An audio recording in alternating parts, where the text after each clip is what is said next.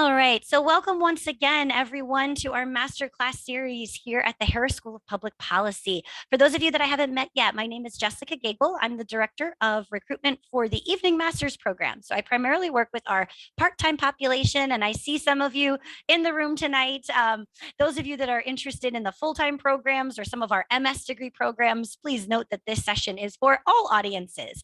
Dr. Marlowe teaches in all of our, different sessions here at Harris. So this is a great way for you to kind of get a feel for the Harris community and just, get a taste for what you might be discussing should you be joining us down the line in one of our classes.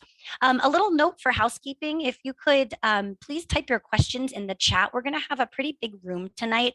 And so it gets a little tough with coming on microphone and folks kind of talking over each other with questions. So Professor Marlowe is going to do the presentation, and then we will have some time at the end for Q&A. But as he's presenting, please feel free to type questions in the chat. I have two of my esteemed colleagues here to help us, so we can be answering questions as we go. And then at the end, when we enter the Q&A portion, we will, take those questions and verbally ask them to Professor Marlowe to make sure that we kind of answer them in the order that they're received, and just make sure everybody gets a chance. So, all right.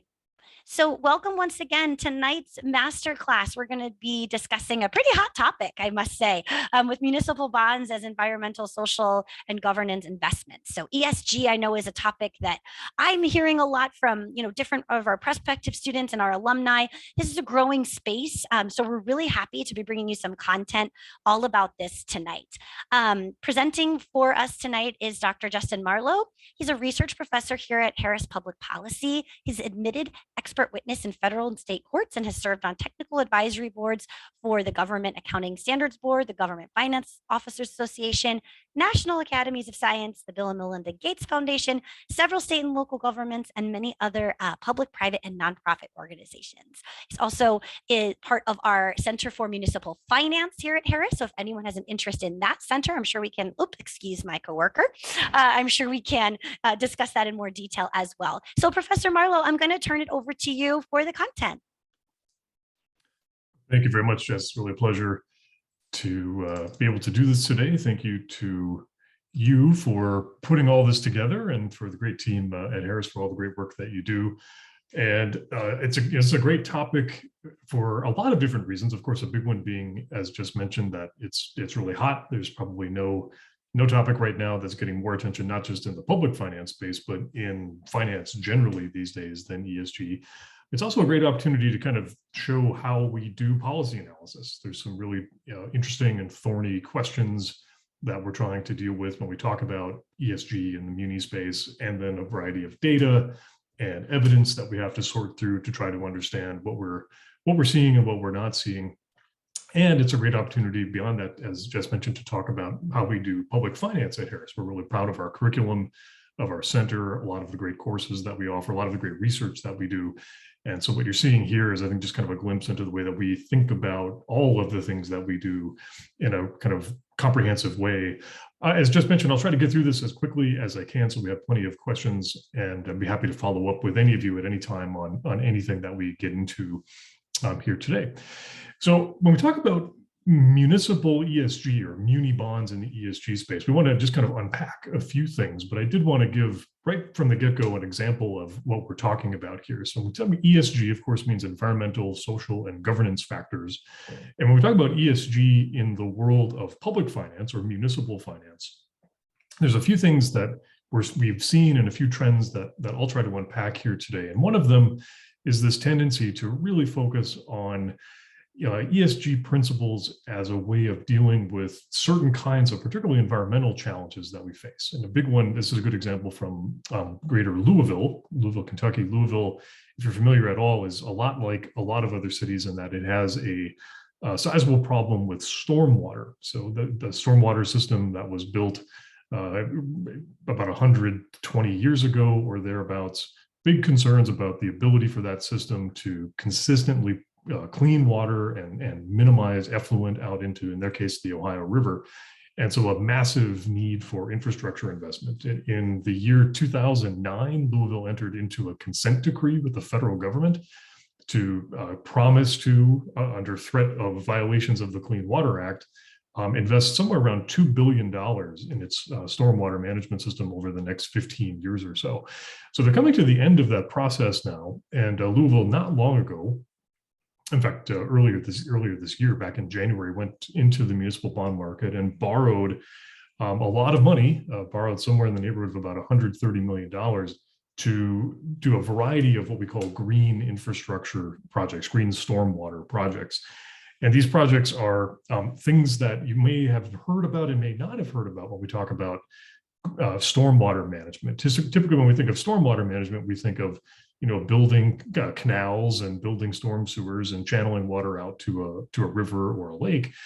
And more contemporarily, what we think of when we think of green infrastructure is capturing rainwater where it falls. So having things like rain gardens, bioswales, what is water holding patterns, all sorts of interesting ways to try to sort of keep water from going into the ground in the first place. That's the best way to do very sustainable contemporary stormwater management. But to do this, it's very expensive.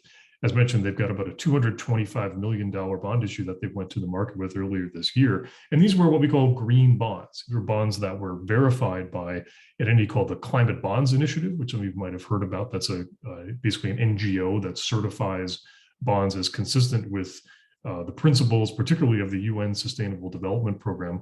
And then there's an outside entity called Kestrel Verifiers, which actually goes in sort of like a ratings agency or a audit agency that validates that, in fact, these bonds are going to be used for the kinds of projects that Louisville said they were going to be used for. So when you look at this, you think this is an interesting sort of environmental project. It also has, though, S and G implications. The social implication, of course, being that stormwater investments tend to have to be made primarily in disadvantaged areas or underinvested areas, in large part because the infrastructure in underinvested areas tends to be older and in need of more maintenance and in some cases upgrades. And that was very much the case in Louisville. And Louisville, like a lot of other cities, is trying to use these ESG investments as an opportunity to drive some economic development, particularly in underserved areas. So it's not only making investments in the infrastructure itself, it's providing opportunities through contracting, through all sorts of other opportunities to try to make sure that those investments are being made and kept in the neighborhoods, in the communities that they're designed to serve. So when you look at this in concept, you think this is a win-win-win, right? We're serving the environment, we're investing in disadvantaged communities, we're keeping dollars local, we're having a positive social impact. We should be doing a lot more of this. And there's certainly a lot of people who think that we ought to do a lot more of this in the municipal bond market as a whole. Now, as I'll talk about throughout the talk here today, though, as great as this looks in concept, there's some real challenges that we face in thinking about doing muni ESG on a broader basis. One of those, of course, right now is that ESG, particularly in the municipal bond market, means very different things to different people. There's different stakeholders, they all think about it in different ways. I'll try to unpack that a little bit, but we have a big problem right at the outset with just what are we talking about here? And of course, anytime we try to do policy analysis, we want to ask ourselves, what's the problem? How are we defining the problem? What's the evidence? Who are the stakeholders? And we're at the very early stages right now of unpacking what that means when we talk about ESG in the world of public finance. ESG is great for helping to address some of the challenges that we see in the municipal bond market, but it's not great at addressing some of the really big challenges. And I'll get into that in a little bit more detail. And in some ways, probably the most important point and a key lesson when we think about public policy generally is that sometimes the unintended effects are more important than the intended effects. And that's very much the case here. There's potential for pretty dramatic unintended consequences when we look at environmental social governance investing in the municipal bond market. And I'll try to make that clear as well. So if you remember nothing else from today, these are the three big takeaways. It means different things to different people.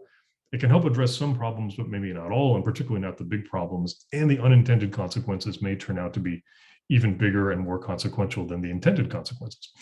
So when we talk about ESG, let's just unpack that right here at the outset. What do we mean when we say ESG investing?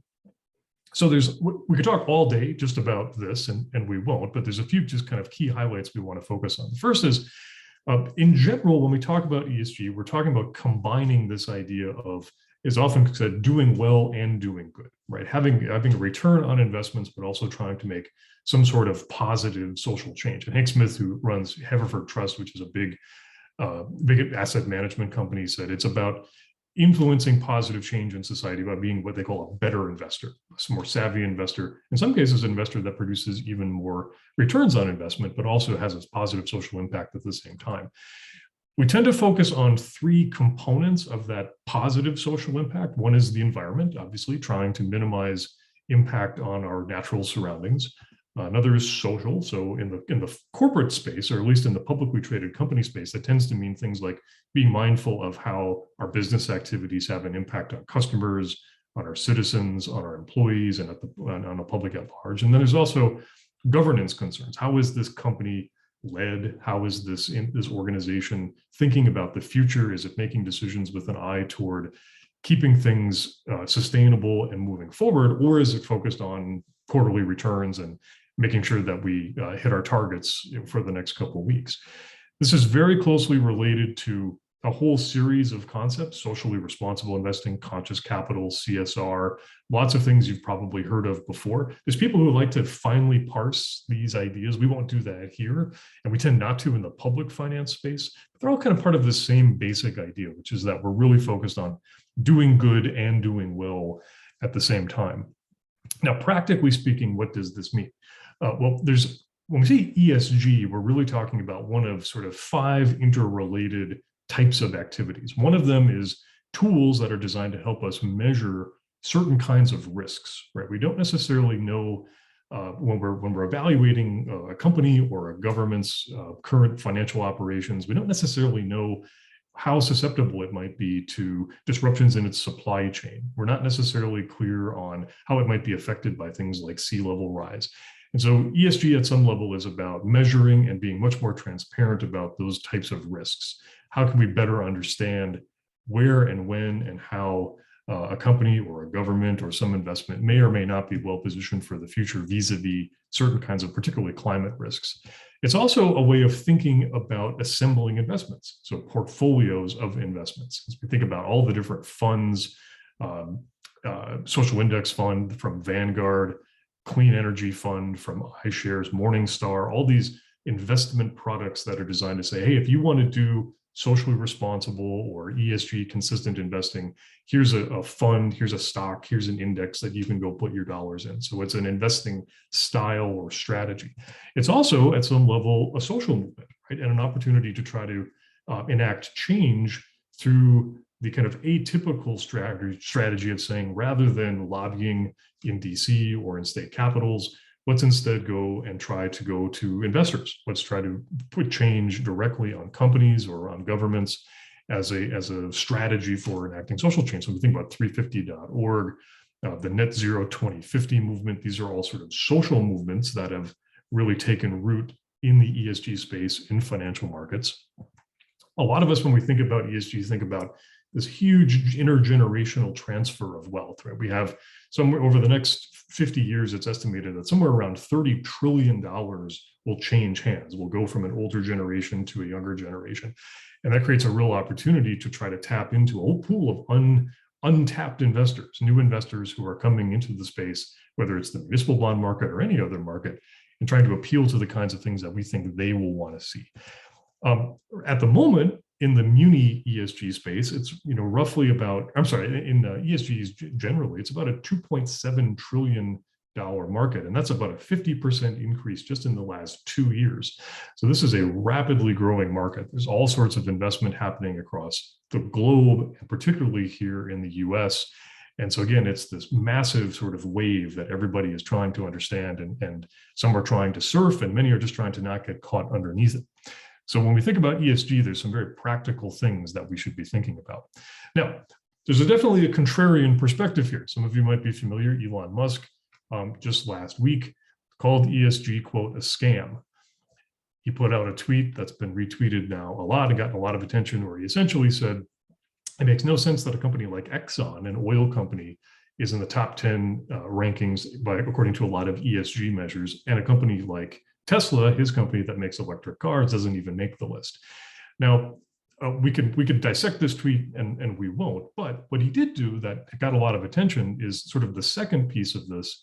Well, there's two key components, but the first component, of course, is that he's trying to point out here that there's lots of different ways to think about and measure ESG. And there are ESG measurements that appeal to certain kinds of investors and certain kinds of strengths in the investing world, and a lot of other types of measurements that may or may not accurately reflect what some think of as the right way or the correct way to think about ESG. So there's a measurement strategy out there for just about everybody in every portfolio. And if that's the case, then what is ESG really? What value does it add? What does it tell us that we don't already know?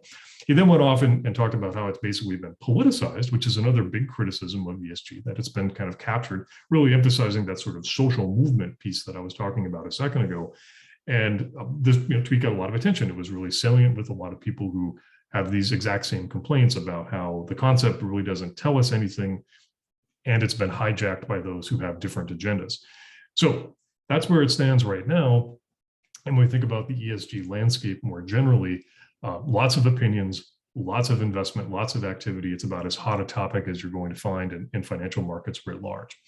Now, before we talk about ESG in munis, let's just zoom out a little bit and make sure everybody's comfortable with what we mean when we say municipal bonds. So you probably have heard the term before. Municipal bond is a way for a government, a state, a city, a county, a public utility, a school district, any number of entities to go out and borrow money, for the most part, to finance essential infrastructure projects. So to build school buildings, to build roads, to build new water sewer treatment plants, all of that kind of essential infrastructure that we rely on in our day-to-day lives.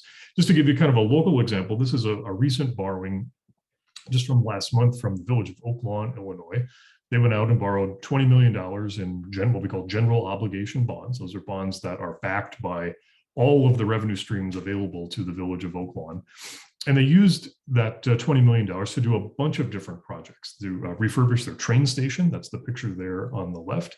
Some street improvements, some sidewalk improvements. And then they also used it to beef up a TIF district, tax increment financing district. And we can talk more about TIF later on if anyone knows. It's a hot issue in Illinois always.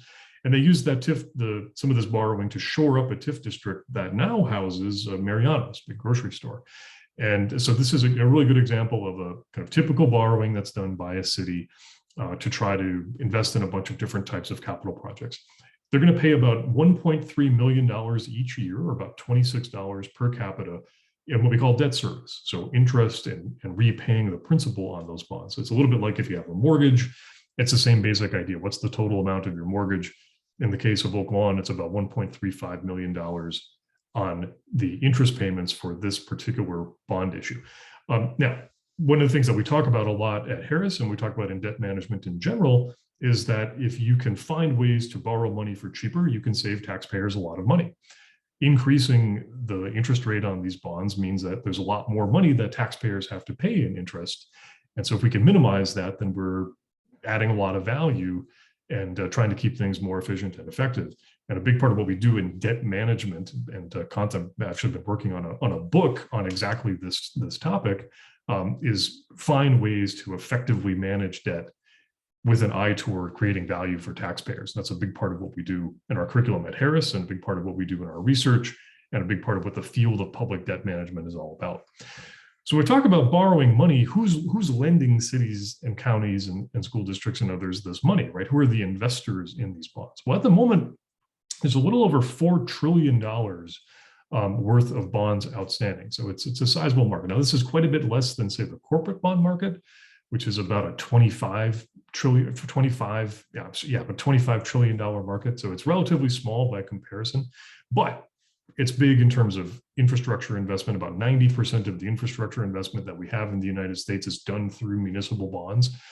And it's a way that lots of different kinds of people interact with their government. About half of these bonds are going to be purchased by households.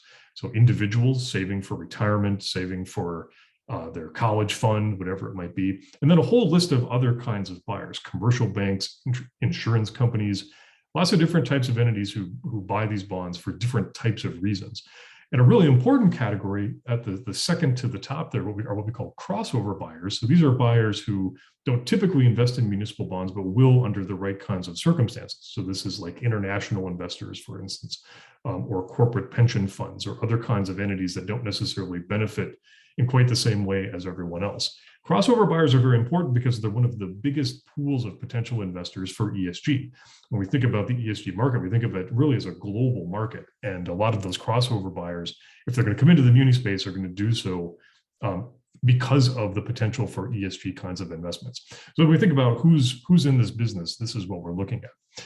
Now, anytime we study markets from the standpoint of public policy, and particularly when we're talking about markets as a solution to problems like the problem of we need to finance investment in infrastructure, we want to understand how those markets work. And the municipal bond market is a particularly interesting market.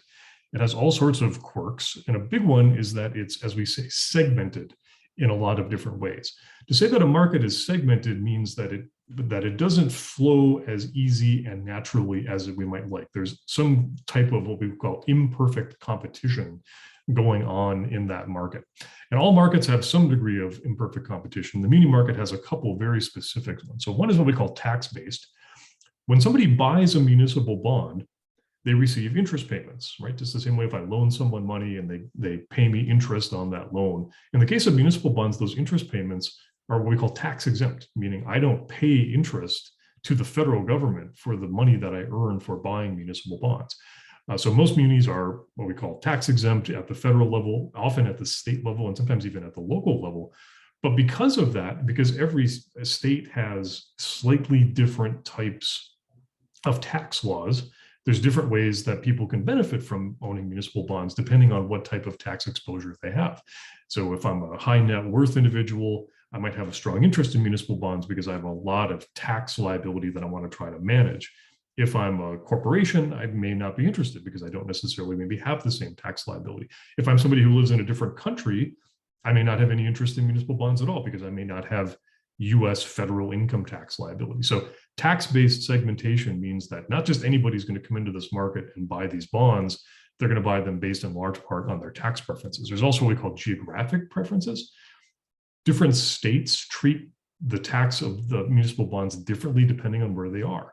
If I live in Illinois and I want to buy bonds issued by the state of Wisconsin, for instance, I'm going to pay income tax on those Wisconsin bonds that I own because the state of Illinois treats that interest differently. So this leads to all kinds of complexities about it being more beneficial for somebody who lives in a state to buy that state's bonds rather than buying bonds from other states. And for this reason, we have all sorts of mutual funds and other types of investment vehicles that are designed to cater to very specific state level types of investors.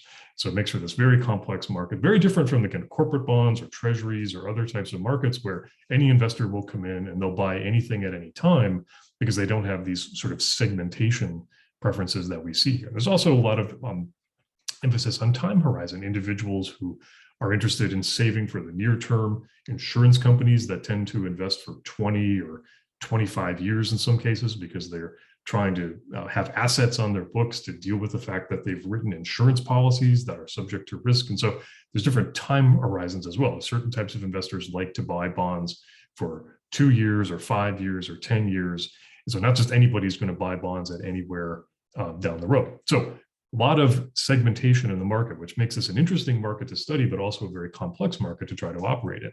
It's also what we call self-regulated. So there's no direct federal regulation of the way that states and localities prepare their financial statements, interact with investors. There's all sorts of indirect rules, but very little by way of direct regulation, which again is very different from, say, publicly traded companies or other types of investment opportunities out there. So because of that, we have a couple unique features that really define what makes the muni market special and what complicate the process of bringing the ESG investor into the municipal bond market.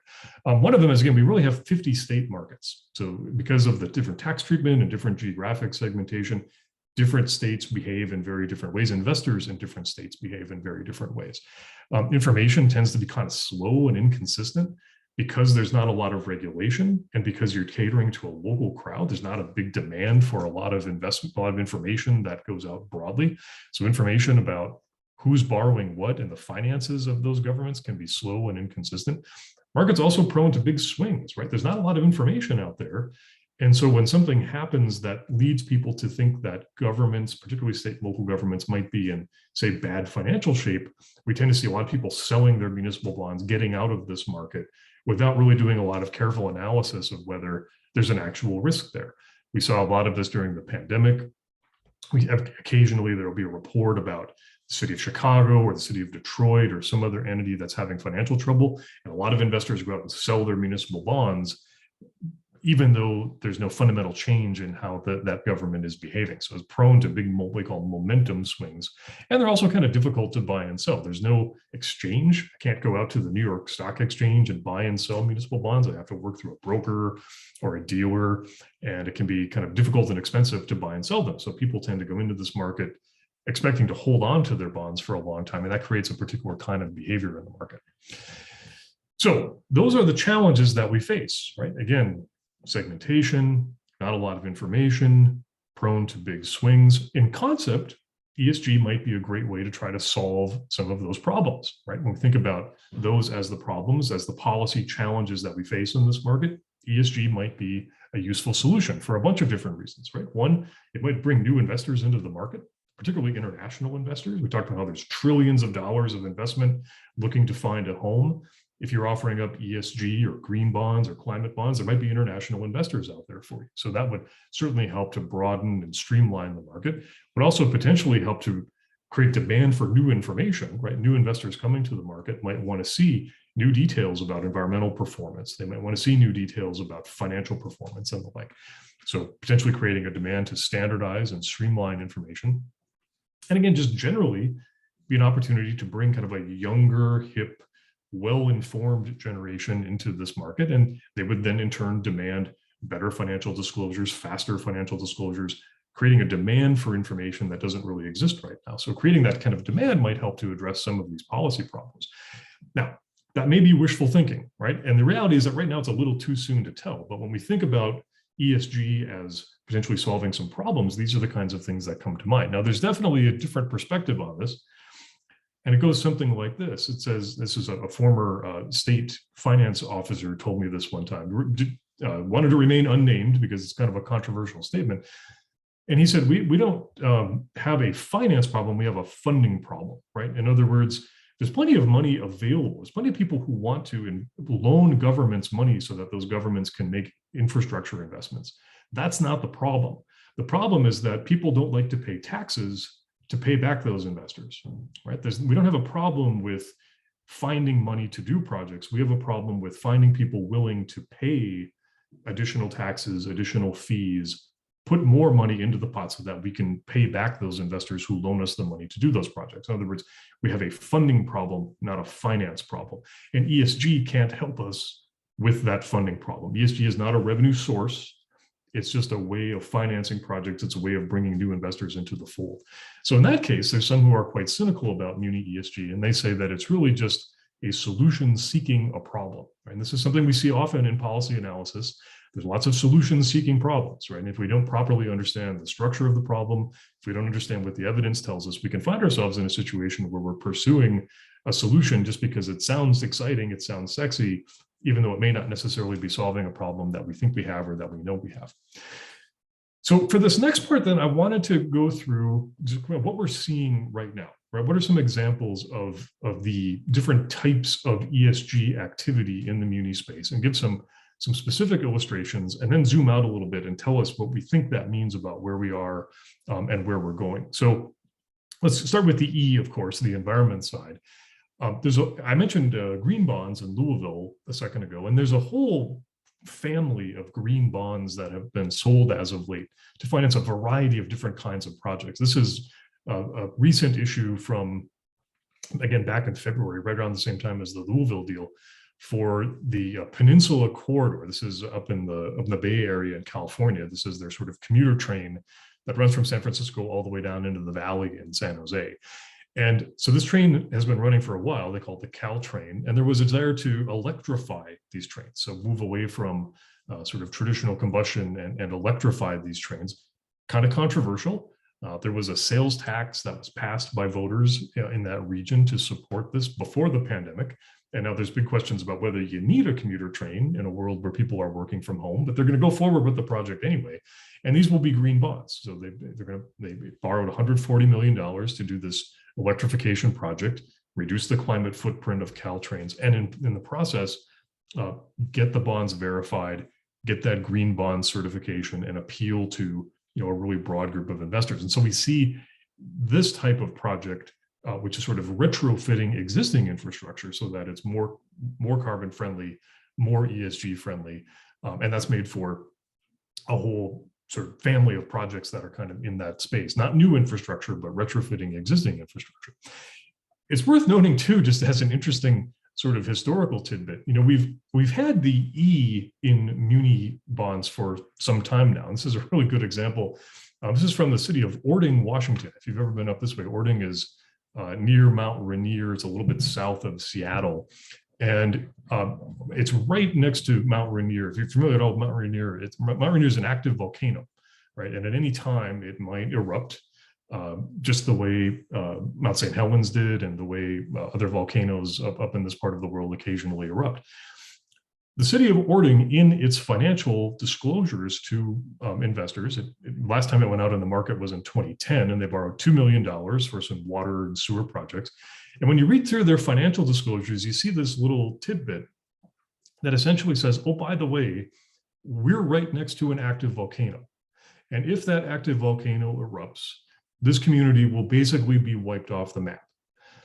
They thought that was relevant information for investors. And nonetheless, a lot of investors still buy these bonds. It's not that they don't care, they don't overlook it. They just say that's a risk that we're willing to take as investors because we don't know when the volcano is going to erupt. If it erupts, we don't know exactly what will happen. So we're prepared to take that risk. But the point here is that these types of sort of risk disclosures have been out there in the world for a long time. One of the big questions is, how do we do more with this? Should we do more with this? And if we do, how certain do we need to be about the climate risks that we're talking about? And that's one of the big contentious issues in this space is how good are the estimates, right? How good is the data about the kinds of risks that local governments face from sea level rise, wildfires, all sorts of other climate risks? The point here being simply that we've been talking about this in the market for a long time. We just maybe haven't been talking about it with a lot of precision. Green bonds are all the rage right now. We've seen a massive increase. This is just a little table based on some data that goes into that tells us about green bond issuance from issuers themselves. So these are bonds that governments have said these are green bonds, whether they're climate certified, whether they're some sort of other label that's been attached to it. But we see that the annual issuance here has increased a lot over the last few years. At the high point of 2020, there were about $35 billion worth of these municipal green bonds issued. It dipped off a little bit, but for 22, we're back on track for even more than we had in 2020. So big active market, growing rapidly. And I think we're going to see a lot more of this type of issuance, despite some of the challenges that I've talked about already. Now, so that's the E. Let's talk about the S for a second, right? There's a couple of different ways that the S has played out in the muni market. First and foremost, there is a thing called social bonds. Some of you are probably familiar with, and this is, to be clear, this is something different from social impact bonds, which is a particular type of financing strategy that actually is technically not a bond at all.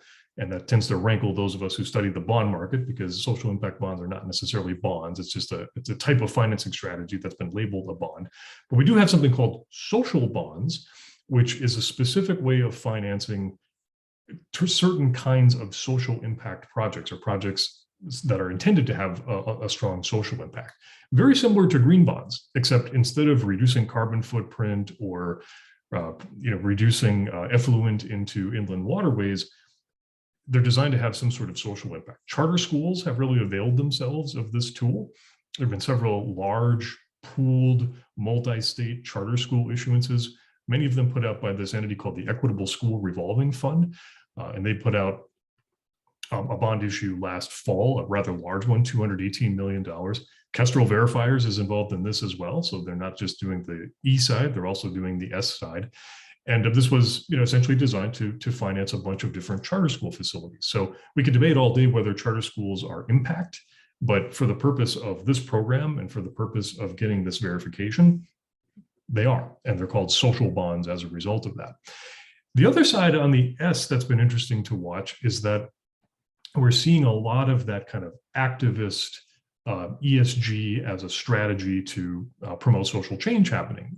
Back about a year ago, the U.S. House Financial Services Committee Subcommittee on Oversight and Investigations actually ran an entire hearing on exactly this subject. It was called Examining the Role of Municipal Bond Markets in Advancing and Undermining Economic and Racial Justice. And they talked at length about things like municipal court fines and fees, talked at length about historic underinvestment in historically Black colleges and universities, for instance. There was some data presented to show that certain types of historically disadvantaged communities tend to face higher borrowing costs when they go out into the municipal bond market. And some of that evidence is a little bit questionable and needs to be scrutinized a little bit more carefully. But there's no doubt when the US Congress is taking notice and saying the S is a key part of a potential social movement and a way of thinking about changing the way we think about municipal finance more generally, it goes way beyond just bonds. And we're now talking about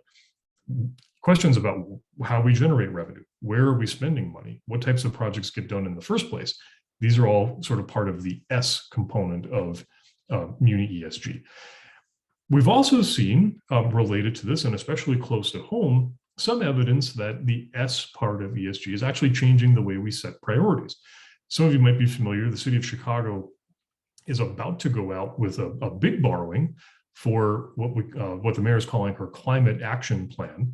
And it was interesting to watch this because the climate action plan, if any of you have followed this, has a relatively specific set of recommendations about how the city of Chicago wants to go about, again, reducing its carbon footprint and trying to mitigate some of the environmental impacts of city operations.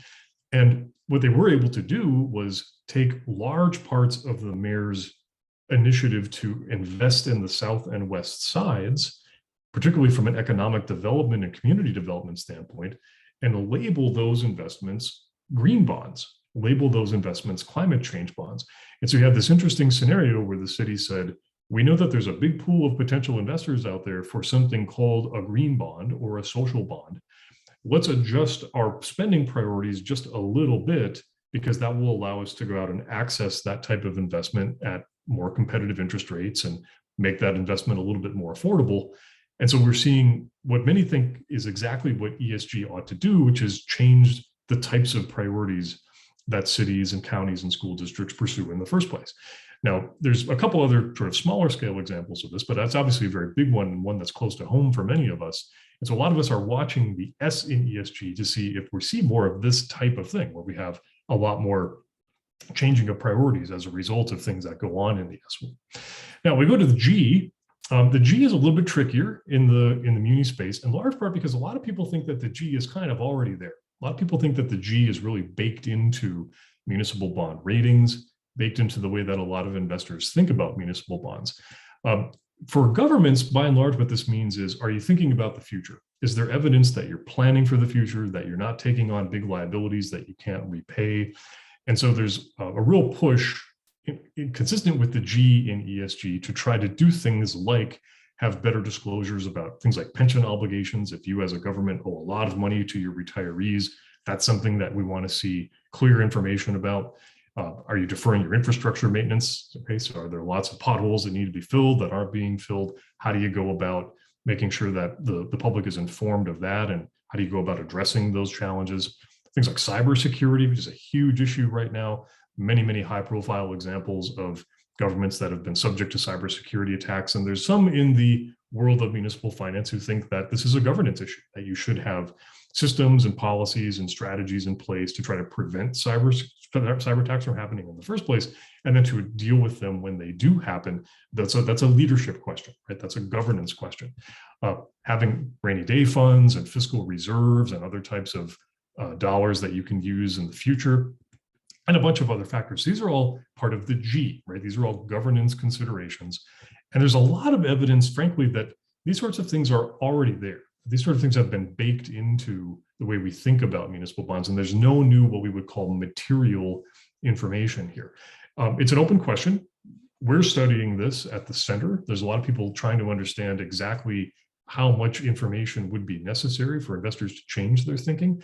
But for the most part, this is the thing that we think in the muni market we've been kind of doing for a long time. So with all that said, what are some of the biggest challenges going forward? We've talked about a few of them that are obvious, and then there's a few that I want to talk about that are maybe a little less obvious. And I really want to get into the unintended consequences piece of this, which I think is in some ways the most interesting and important. So I've got 5 different types of challenges that I want to talk about, each of them very, very briefly. Again, going back to some of what we've talked about already with how the municipal bond market is structured and the way ESG tends to work and how we bring those 2 different perspectives together. So first and foremost, ironically enough, the biggest challenge to broadening ESG might very well be the fact that municipal bonds are tax exempt. There's a tendency for people in this market to want to invest mostly because they're trying to manage their tax liability. They don't like paying taxes. They like having tax exempt income, and they're going to buy just about anything that offers a really good return on investment that happens to be tax-free.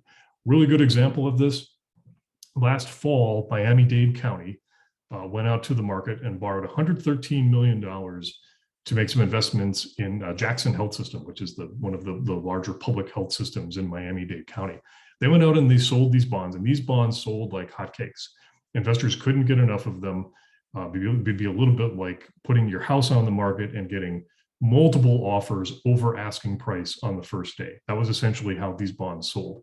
The concerning thing about that from an ESG standpoint is that a lot of estimates suggest that most of the hospitals that these bonds finance will be underwater in 30 years. So it sort of suggests that investors are looking way past all of these ESG considerations, and especially the E considerations. Some find that really troubling, and then others just say, look, it's tax exempt income. It's people who are interested in a short-term return on investment and not much beyond that. So all that leads to a whole body of research that's gone into this question of, is there what we call a greenium, right? Is there, if you are an issuer, does it make sense to sell green bonds? Is there any advantage to you because green bonds get better interest rates? Green bonds are more attractive to certain kinds of investors. And the reality is, at the moment, most of the evidence suggests that there isn't. Most of the evidence suggests that there's really no value add, at least from a financial perspective, for selling green bonds.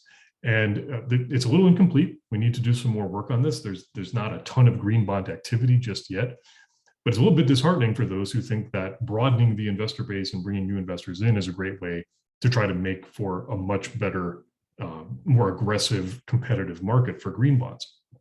The bigger question is, are any of these climate risks actually what we call material, right? Will they have a big impact, a true impact on a government's ability to pay back that money that's been borrowed? And in many cases they are, and in a lot of cases they're not, or at least the material part of the risk we're not sure about yet, right? We don't have a good measure of rising sea levels. We don't necessarily have a good measure of increased flood risk for inland waterways, those sorts of things.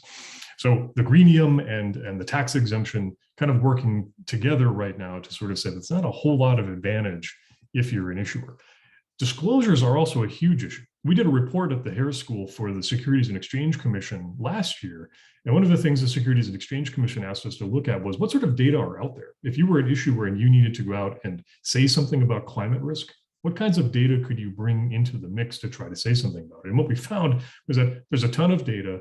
It all says very different things. It all measures these risks at very different levels. Some of it may be appropriate for municipal bonds and a lot of it may not be.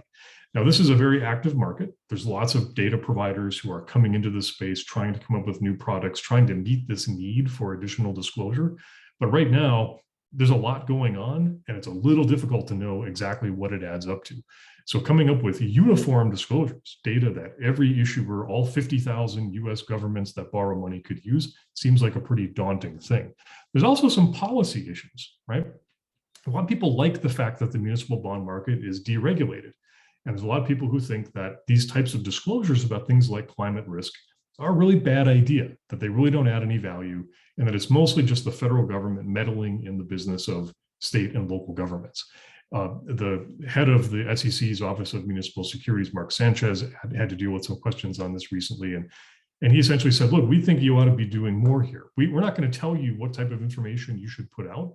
We're not going to tell you what to disclose, but we are going to ask you to disclose whether you have a plan. And his quote was, it's not a violation of securities law to say that you're not going to do anything, that you're going to stick your head in the sand. So if you just decide that you really don't care about climate risk, that's your business, but investors should know that. And it's debatable whether that's something that investors really should know about.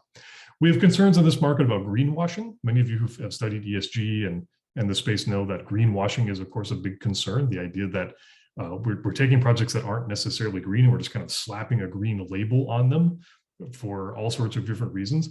There's a good example of this, a recent green bond issue from Western Washington University. And this isn't to be critical at all of Western Washington University, but they had built a student recreation center about 10 years ago. They went in and they refinanced the bonds on that recreation center, much like if you went out and refinanced our mortgage, they went in and refinanced the bonds on that recreation center. The recreation center happens to be a LEED certified building. So they, in borrowing the new money, slapped a green bond label on the refinancing bonds, and voila, they had a green bond, even though the project itself was not necessarily green and really doesn't count as a green bond according to these outside entities. But you can self-report. You can call it a green bond if you think it's a green bond, and that's exactly what they did. And some look at this critically and say, that's greenwashing, right? That's really not what this is supposed to do. This is putting a label on this. We could talk all day about the culture wars, what the goings on in Texas and Florida and other states where there's been attempts by state legislatures to say, look, if you're an investment bank and you do business with companies we don't like, or if you as an investment bank decide that you're not going to do business with gun manufacturers or other types of socially undesirable causes, we as a state government are going to kick you out of our market. You as a bank, for instance, will not be able to participate in financing of deals in the state of Texas. And there was some recent research on exactly this issue and found that because this market is so segmented and because the demand for bonds is very localized, it's entirely possible for a state like, say, Texas, to decide that it's not going to allow any outside investors into its market, but really not pay any kind of a penalty for it, just because of the way that this market is structured. So it really does not bode well if you're someone who likes to think that ESG investing can be a tool for social change, particularly social policy and these sort of culture wars issues that we've seen a lot of as of late. And then a key sort of unintended consequence is this idea that we may actually be doing more harm than good given the segmented nature of this marketplace. So what you've got here is some data that I put together using information from FEMA. FEMA has this, what it calls its national risk index, right? So they take data, I think it's from like 18 different types of environmental risks, flood risk, fire risk, all sorts of risks. They put it all into a big index and they say, you as in this case, a county, every county has this basket of risks. And when you add all those risks up, you fall into one of 5 categories, ranging from very low risk all the way up to very high risk. One of the things we find is that municipal bond issuers in counties that are very high risk tend to have their bonds held mostly or entirely by what we call single state mutual funds. That is, funds that only invest in bonds from a particular state. The concern with this is if we start disclosing climate risks, there's a chance that those small rural issuers in many cases won't be able to find anyone to buy their bonds. If that mutual fund manager or somebody who's in charge of that investment project sees those risks and suddenly decides that they don't want to take those risks, that issuer may have nowhere else to go. And what we find is that a lot of those risks are concentrated in single state funds. And so by bringing new information to bear on climate risk, we may actually be putting the communities that are at greatest risk, that need the most investment regarding climate risk, at the biggest disadvantage vis-a-vis the capital markets. So again, a potentially unintended consequence, and one that I think we need to study really carefully, and certainly we are studying very carefully. So all that said, again, it's a great opportunity for state and local governments. There's a huge pool of potential investment. Depending on what you think ESG is it a tool? Is it a social movement? Is it a measurement strategy? Regardless of how you think about it, there's definitely an opportunity out there for states and local governments. The concept means very different things to very different people. There is an opportunity to really modernize this market, bring new information to bear, bring new investors into it, streamline disclosures, lots of good things that could happen. But again, the tax exemption and the fact that the tax exemption itself may get in the way means that we either need to change the tax exemption or we need to think very differently about how the tax exemption plays into the green bond space. So the muni market, for that reason, may or may not be the best space for ESG investors to come in. So that's a lot. Thanks for listening. Got time for some questions. And again, don't hesitate at any point on any of this to follow up with me, because I'm happy to talk about it with any of you. Fantastic. Thanks so much, Professor Marlowe. This is such a, the growth in this area and just the increased interest in it, even just over the past couple of years, has been, really obvious here. And I think for our students as well. So this is so helpful. We do have a couple of questions coming in the chat, and I wanted to let everyone know that you can go ahead and continue to type your messages either directly to the Harris admissions team or to everyone in the session. Either way is fine, and we'll make sure that we try to address them in the few minutes that we have left. But we do have some great ones already. So first one from Gabriel: are the additional costs and burdens to make ESG disclosures a significant barrier for municipalities to pursue independent ESG certifications? The simple answer is it depends. But this is exactly the complaint that a lot of issuers have. There are many issuers who are very well equipped to do this. If you're a city of Chicago or a Cook County or a University of Illinois, you have pretty much all the information available. You have lots of analytical firepower to go out and crunch the numbers, and you've got great relationships with your accountants and financial reporting staff and everybody. So it's really not that heavy a lift to assemble these data, tell a story with these data, and make sure that you're disclosing these risks. If you are the village of Marengo, Illinois, and you're suddenly asked to make these kinds of disclosures, it's a very different scenario. And you could be looking at having to invest considerable resources that you may or may not have into gathering information, analyzing information, if the information even exists at the level of detail that you need it to exist at to be able to say something about, again, whether it's flooding risk or whatever that risk is. And so for a lot of smaller, particularly rural jurisdictions, this is exactly their claim. They said it is cost prohibitive. We don't have the capacity to do it. The data don't exist. And if we just disclose things for the sake of disclosing things, we may not be disclosing the right kind of information, and we may not have the information at the level of detail that we needed. So yeah, that's one of the big issues, and something that the SEC and others are having to consider, is that kind of benefit cost analysis from the standpoint of issuers. Again, it'd be a different story, I think, at this point, if there was a lot of evidence saying that there's a huge premium, right? That the greenium is very real. If you as an issuer go out with green bonds and you disclose this information, investors respond to it very positively, and you're rewarded with lower costs of capital. So far, we're not seeing that. And I think if we do see that, that will change a lot of attitudes. But until we see that, there's going to be a lot of skepticism about it. Yeah, great question. Excellent. Yeah, great question. And thanks so much for that answer as well, Professor Marlowe. So do you have a couple more?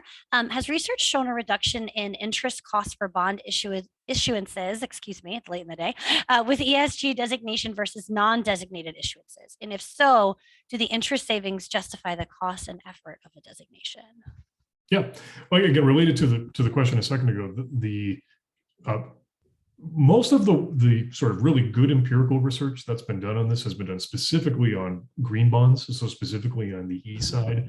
And again, so far, there's not a lot of evidence that there's a big advantage. And whether it pays for itself, again, kind of depends on what type of issuer you are and what sorts of benefits you see. But broadly speaking, there's not a major advantage. What we have not done yet, and what really does need to be done, is the S and the G.